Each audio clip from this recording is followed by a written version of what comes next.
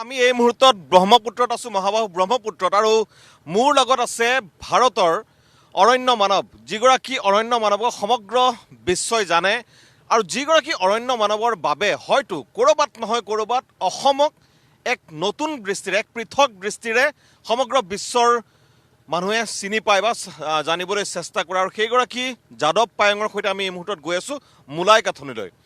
কাৰণটো যথেষ্ট দুৰ্ভাগ্যজনক। ইতিমধ্যে হয়তো প্ৰত্যেকগৰাকী দৰ্শকেই গম পাইছে যে আজি আমি এই পুৱাই যাদৱ পায়েং ডাঙৰীয়াক লগত লৈ আমি মোলাই কাথনিলৈ কিয় যাবলগীয়া হৈছে, কাৰণ মোলাই কাথনি 2.0 বা মোলাই কাথনিৰ যিটো দ্বিতীয় সংস্কৰণ 2022 চনৰ পৰা যিটো চাপৰিক যাদৱ পায়েং আৰু তেওঁৰ কন্যা আৰু তেওঁৰ সতীৰ্থসকলে এখন অৰণ্য গঢ়িবলৈ চেষ্টা কৰি আছে, সেই কাথনিখন কোনো দুৰ্বৃত্তই জ্বলাই দিছে।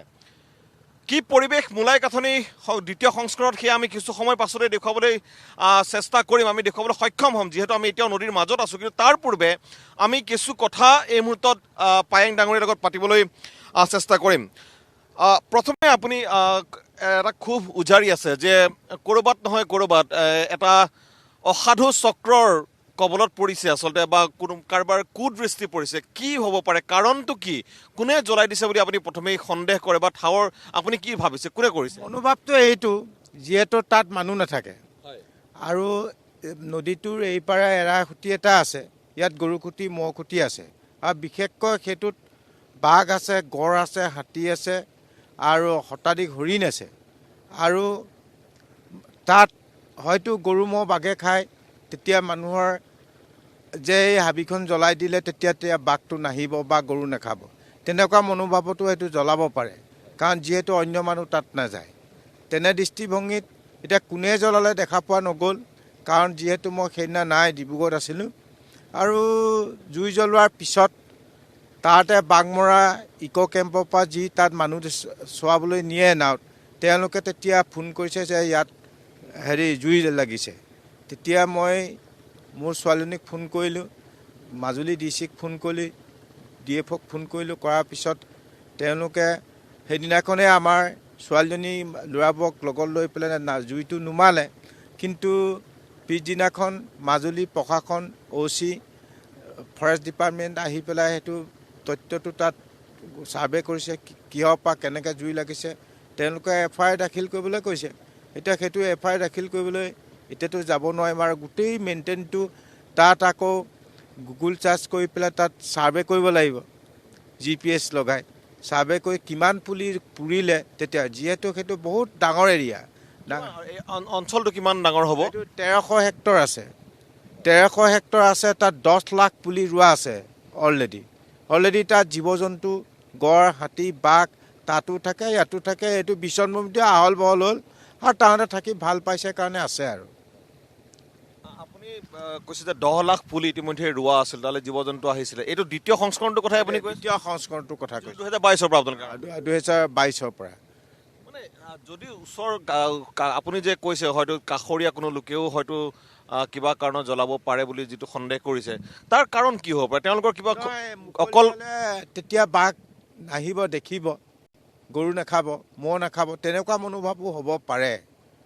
আৰু যদি সেইটোৱে যদি কাৰণ হয়, তেতিয়াহ'লে এবাৰ ভাবকচোন সেইটো কিমান এটা নিকৃষ্ট মানসিকতা হ'ব পাৰে, য'ত গোটেই সমগ্ৰ বিশ্বতেই আপোনাৰ বন্য জীৱ জন্তুৰ কাৰণে তেওঁলোকৰ আৱাস নাইকিয়া হৈ আহিছে, টুটি আহিছে। তেনেস্থলত এগৰাকী ব্যক্তি, তেওঁৰ পৰিয়াল, তেওঁ গোটেই জীৱনৰ প্ৰায় 35টা বছৰ, 3 দশকতকৈ অধিক কাল যিগৰাকী ব্যক্তিয়ে প্ৰকৃতি এখন নতুনকৈ গঢ়াৰ যি চেষ্টা কৰিছে, এখন মানৱ সৃষ্ট অৰণ্য বুলি কৈ আমি যাক গৌৰৱ কৰোঁ, আৰু তাত মাত্ৰ বন্য জীৱ জন্তু যাতে থাকিব নোৱাৰে, যাতে তেওঁলোকৰ ঘৰচীয়া জীৱ জন্তু যাতে অপকাৰ কৰিব নোৱাৰে, তাৰ কাৰণে যদি সেইটো হয়, তেতিয়াহ'লে সেইটো তাতকৈ আৰু নিকৃষ্ট কাণ্ড একো হ'বই নোৱাৰে। নাই, সেইটোতো বহুত পৰিতাপৰ বিষয়, কাৰণ এই কথাটো নাজানে যে এইবোৰ বস্তু নাথাকিলেও আমাৰ বায়'ডাইভাৰ্চিটিও নৰয়।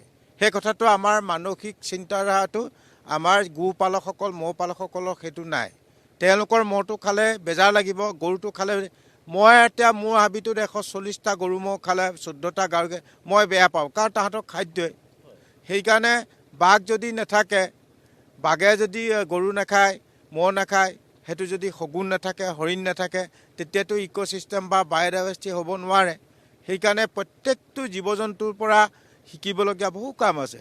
আজি দুৰ্গা পূজা পালন কৰে, বাঘৰ মূৰ্তিটো বনায়, মাহ চাউলটো ছাগলীটো বলি দি নিজে খায়, কিন্তু বাঘটোতো দিবলৈ নাযায়, নে মানুহে খাইছে। আমি কিমান তেওঁলোকৰ নাম লৈ খাই আছোঁ, কিন্তু তেওঁলোকক দিব নোৱাৰাটো আমাৰ দুৰ্ভাগ্যজনক বিষয়। তাত আৰু যদি বাঘে গৰু খায় ভাল পাব লাগে, কিন্তু তেওঁলোকে কিয়নো তাত বাঘটো বা হেৰিটো কৰিবলৈ বা জুই লগাব লাগে? জুইটোতো চবে নাই, জুইটোতো অকল বাঘ জীৱ জন্তুৱে নাথাকে, তাত পোক পৰুৱাৰ পৰা ধৰি তাত কিমান চৰাই চিৰিকটি বাঁহ লয়। আৰু যিহেতু তাত নিজান জেগা পায়, ভাৰতৰ শতকৰা 80% চৰাই তাত থাকে। পেলিকানবোৰ পৰিবহণকাৰী চৰাইবোৰ থাকে, আৰু লোকেল যিবোৰ শৈকলি চৰাই, বিভিন্ন ধৰণৰ তাত চৰাইবোৰে বাঁহ লয়, পোৱালি দিয়ে। তেনেকুৱাবিলাক জুই লগোৱা বিনিময়ত সেইটো বিলুপ্ত হৈ গৈছে। জৈৱ তন্ত্ৰটো এটা নষ্ট কৰি দিয়া হৈছে, কৰি দিছে, আৰু তাৰ ধোঁৱাটোৱে গৈ পেলাই বায়ু প্ৰদূষণত সৃষ্টি কৰিছে। সেই কথাবিলাক আমাৰ বিশেষকৈ প্ৰকৃতিক ভাল পাবলৈ আমাৰ শিক্ষা নীতিতেই নাই। ঘৰৰ পৰাই শিক্ষা নীতিটো ভুল আছে। আপোনাৰ যদি ককাই ভাই দুজন আছে, ককাকে ৰোৱাটোও কাটিছে, বাপেকে ৰোৱাটোও কাটিছে, নিজে গজাটোও কাটিছে, কাটি বিল্ডিং বনাইছে, বিয়া পতাৰ পিছত ল'ৰা ছোৱালীবোৰে চাই আছে। আকৌ LP স্কুলত নাম লগালে দেখিবলৈ পোৱা যায় চৰকাৰে বিল্ডিং গান দিছে, গছবোৰ কাটিহে বিল্ডিং বনাইছে। ইউনিভাৰ্চিটিলৈকে গছ কটাটোহে দেখাইছে, কিন্তু গছ ৰুই প্ৰতিপালন কৰি ডাঙৰ দীঘল কৰা, গছৰ গুণাগুণ, গছৰ নাম জানিবলৈ আমাৰ শিক্ষানীতিত নাই। এইখন নিজে চলিবৰ কাৰণে চাৰ্টিফিকেট, দেশ আৰু জাতিৰ বাবে নহয়, পৃথিৱীৰ বাবে নহয়। এই যিখিনি কথা আপুনি এই মুহূৰ্তত কৈ আছে, এগৰাকী সংবাদ মাধ্যমৰ ছাত্ৰ হিচাপে আমিও হয়তো ক'ৰবাত সেইবোৰ কথা আমি অনুধাৱন কৰাটো উচিত, যে আমাৰ ক'ৰবাত শিক্ষা নীতিতে বা আমাক যি ধৰণে ডাঙৰ কৰা হ'ল, আমাৰ নতুন প্ৰজন্মবোৰক যি ধৰণে ডাঙৰ কৰা হৈছে, তাত এইবোৰ কথাৰ আচলতে প্ৰয়োজন বহুত আছে। আপুনি বিভিন্ন মঞ্চত এই কথাবোৰ আপিল নিশ্চিতভাৱে কৰি আহিছে। ক'ৰবাত দেখিছেনে যে আপোনালোকে কৈ অহা মানে প্ৰকৃতি প্ৰেমীসকলে বা প্ৰকৃতিৰ কাৰণে যিসকল লোকে লাগি আছে, তেওঁলোকে যিসমূহ কথা উত্থাপন কৰিছে, গুৰুত্ব দিয়া হয়নে চৰকাৰী তৰফৰ পৰা? চৰকাৰে কি কৰে তেওঁলোকৰ কাম কৰিব, আৰু মই গুৰুত্ব দিছে বুলি ভাবোঁ। উৰিষ্যাত তাহাঁতে আশা কৰ্মীৰ পৰা তাহাঁতক শিকোৱাইছে, ল'ৰা ছোৱালী জন্ম দিলেই নহ'ব, চাফ চিকুণ কৰিলেই নহ'ব, খোজ কঢ়াৰ পৰা স্কুলত এডমিশ্যন দিয়ালৈকে তাহাঁতৰ দায়িত্ব আছে। যেতিয়াই LP স্কুলত নাম লগাব, এজোপা গছ ৰুব, সি প্ৰেক্টিকেলি ডাঙৰ কৰিব লাগিব। তাৰ অক্সিজেনটো সি নিজে ল'ব, পিছৰ 5 বছৰ তাৰো এজোপা ৰুব, বিশ্ববাসীক দিব। এতিয়া উৰিষ্যাত সেই কামটো কৰাৰ কাৰণে ক্লাছ 8 to 9 NGO খুলি সিহঁতে 12 বছৰত উৰিষ্যা গ্ৰীণ কৰি দিলে। সেইকাৰণে তাহাঁতক ধন্যবাদ জনাইছোঁ। আৰু তাৰ পৰাই ভাৰত চৰকাৰে গ্ৰীণ ইণ্ডিয়াটো আৰম্ভ কৰিছে। আশা ৰাখিছোঁ আমাৰ শিক্ষাৰ মাধ্যমবিলাক যে ৰাষ্ট্ৰীয় শিক্ষানীতিত এইবোৰ আছে, সেইটো 24 বছৰ লাগিব। 24 বছৰৰ পিছত সেই ছাত্ৰ ছাত্ৰীও যেতিয়া ভাৰতীয় প্ৰশাসন এডুকেশ্যনত আহি যাব, সিহঁতে সমগ্ৰ বিশ্বক নেতৃত্ব, এইটো ভাৰতৰ সুখবৰ। আৰু আশা ৰাখিছোঁ আমাৰ অসম চৰকাৰে ফৰেষ্টিং লাইফ, উত্তৰ পূৰ্বাঞ্চলত 4খন ৰাজ্যত আছে ফৰেষ্টৰ বিষয়ে পঢ়া, সেইটো হৈছে ত্ৰিপুৰা, মিজোৰাম, অৰুণাচল প্ৰদেশ, নাগালেণ্ড, কিন্তু অসমত নাই।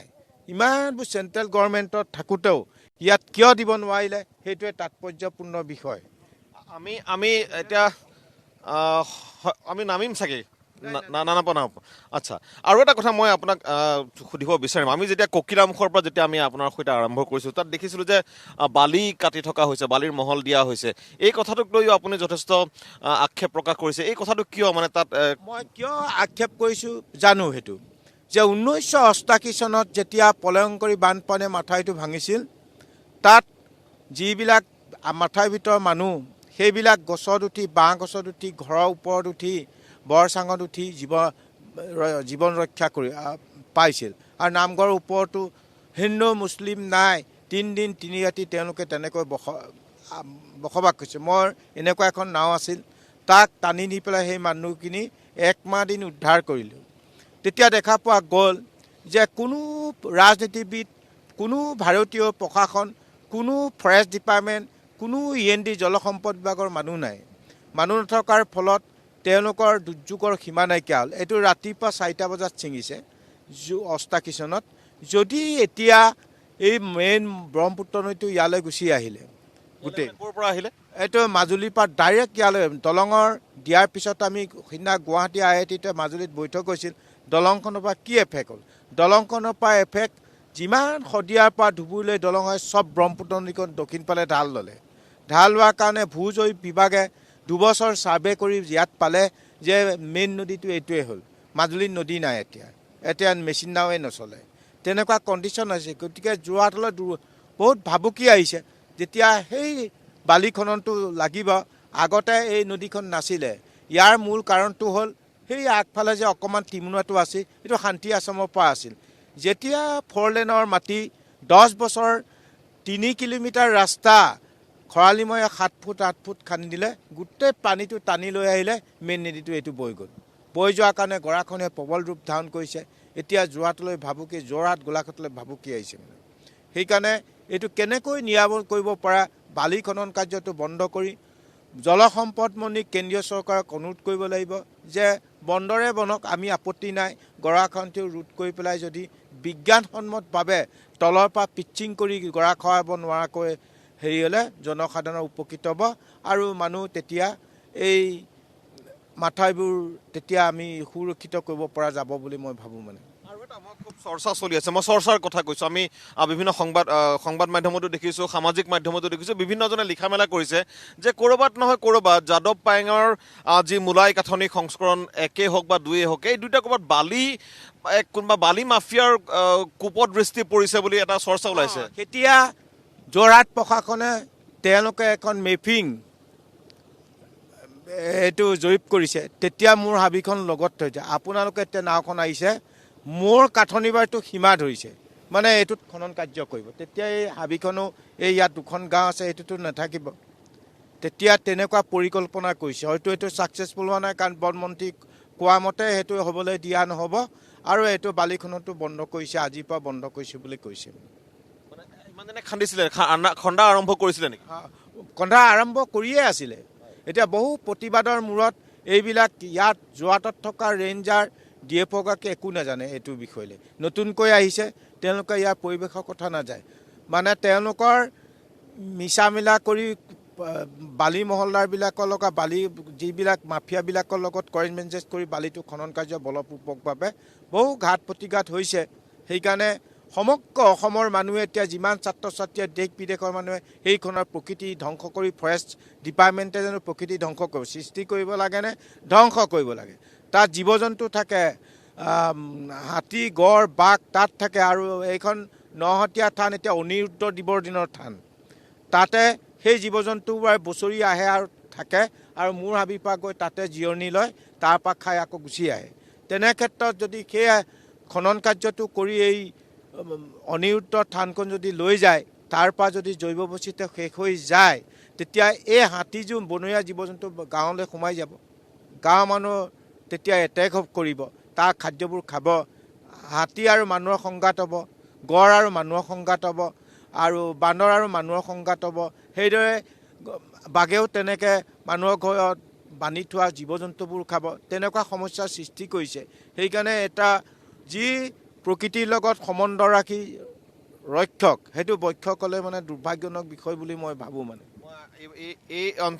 এতিয়া আপোনাক অন্তিমটো প্ৰশ্ন কৰিছোঁ, এই যে আপোনাৰ কাঠনিখন জ্বলাই দিলে বা জ্বলি গ'ল, তাৰ পাছত বন বিভাগ, আপোনাৰ যোৰহাট বন বিভাগে হওক, মাজুলী বন বিভাগে হওক বা আৰক্ষীৰ লোক, তেওঁলোকে নিজে আহি চৰজমিন তদন্ত কৰিছে? তেওঁলোকে মাজুলী প্ৰশাসন আৰু ফৰেষ্ট ডিপাৰ্টমেণ্ট OC আহিছে, তাত নিজে তদন্ত কৰিছে।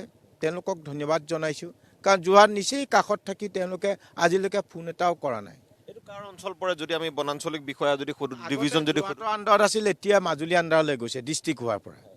গতিকে আৰু য'তেই নহওক অসমত আছে, য'তে নহয় আশে পাশে যোৰহাটত আছে, তেওঁলোকৰ এই দূৰদৰ্শী থকাটো বাঞ্ছনীয় বুলি মই ভাবোঁ ফৰেষ্ট ডিপাৰ্টমেণ্টৰ। কিন্তু তেওঁলোকে তাকে নকৰি, যদি লোহিতৰ দক্ষিণৰ কাঠগড়াটো মাজুলীত পৰে, দক্ষিণৰ কাঠগড়াটো মাজুলীত, তেতিয়ানো এই মাটিটো খনন কাৰ্য কৰোঁতে তেতিয়া কেনেকৈ যোৰহাটত পৰিলে, সেইটোৱে তাৎপৰ্যৰ বিষয় বুলি মই ভাবোঁ।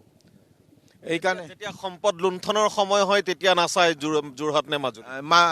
তেতিয়া নাচায়। সম্পদ বালি মাফিয়াই বালি কাটিব, তেতিয়া আৰু যোৰহাটত পৰে, আৰু যেতিয়া কিবা এটা কৰিবলৈ গ'লে সেইটো বোলে মাজুলীত পৰে। মোৰ ক্ষেত্ৰতে মই পাইছোঁ তেনেকুৱাবিলাক প্ৰশাসনত, যোৰহাট প্ৰশাসনৰ চলি আছে। কাৰণ মোক 25 লাখ টকা তেলেংগানা ৰাজ্যসভাই গছপুলি ৰুবলৈ গৈছে বোলে এইটো মাজুলীত পৰে যদি মাজুলীত পৰে সেই ঠাইখনততো গছপুলি ৰুব পাৰিলেন কিয় এতিয়া মানে পইচাটো ঘূৰাই দিলে এতিয়া মাজুলীলৈ কিয় নিদিলে যদি মাজুলী নামতে আহিছিল বা যোৰহাটৰ নামতে তেওঁলোকেতো সেইটো কৰিবলৈ তেওঁলোকে সেই বালি মাফিয়াৰ কাৰণে খনন কাৰ্যৰ কাৰণে প্ৰকৃতি ধ্বংস কৰাৰ কাৰণে সেইটোত বেছি গুৰুত্ব দিলে গছপুলি ৰোৱাটোত তেওঁলোকে গুৰুত্ব নিদিলে যোৰহাটৰ আপোনাৰ DFO কোন DFO এতিয়া এগৰাকী মাইকী মানুহ আছে আগৰটো যিজন DFO আছিলে তেওঁ মানে সেইটো কৰি থৈ গুচি গ'ল সেয়া যোৰহাট বন বিভাগৰ বিষয়াৰ কাহিনী তেওঁ ইতিমধ্যে উল্লেখ কৰিছে আৰু তেওঁ যিখিনি কথা কৈছে সেয়া কিমান সঁচা সেয়া কিমান মিছা সেয়া অসমৰ হয়তো প্ৰত্যেকগৰাকী ব্যক্তিয়ে জানে অন্ততঃ যিসকল পৰিৱেশ সম্পৰ্কে প্ৰকৃতি সম্পৰ্কে যিসকল সচেতন তেওঁলোকে জানে আৰু যাদৱ পায়েঙৰ যিসমূহ মনৰ ক্ষোভ যি মৰ্মবেদনাৰ কথাতে যিখিনি উল্লেখ কৰিছে সেয়া প্ৰত্যেকগৰাকী মানুহে বুজাটো উচিত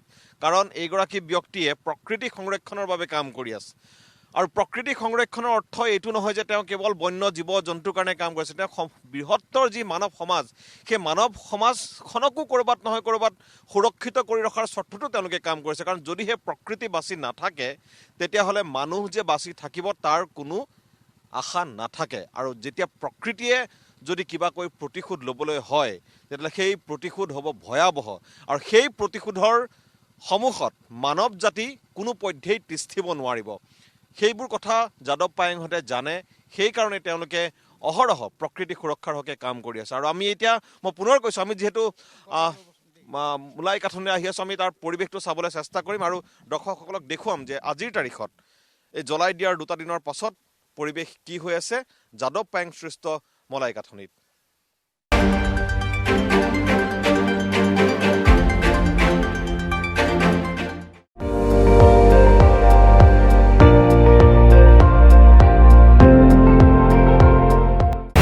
আপুনি চাই আছে ND24 সৰ্বশ্ৰেষ্ঠ নহয় সৰ্বোত্তমৰ দৌৰ